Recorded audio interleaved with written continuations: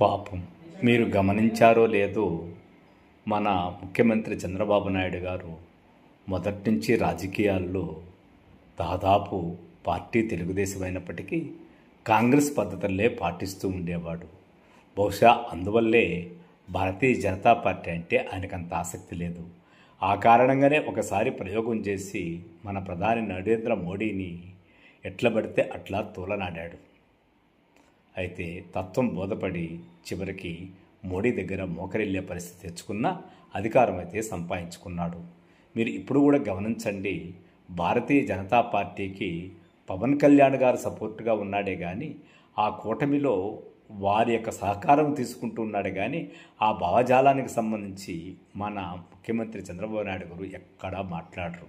మోడీ గొప్ప పాలకుడు, ఆయన దగ్గర మన అవసరాలు తీర్చుకోవాలి, మన ప్రభుత్వం మనుగడ సాగించాలి అన్నట్టు ఉంటాడు తప్ప ఇలా మన పవన్ కళ్యాణ్ లాగా అలాంటి మాటలు ఎప్పుడూ మాట్లాడి ఎరుగడు.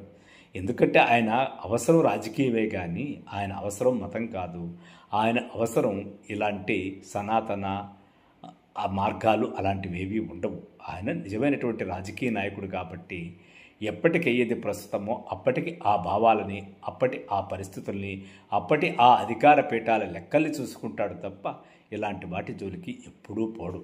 ఆ విధంగా తీసుకుంటే మన చంద్రబాబు నాయుడు గారు ఒక పాలకుడుగా వేరెట్లు మెరుగైన వాడనే చెప్పాలి.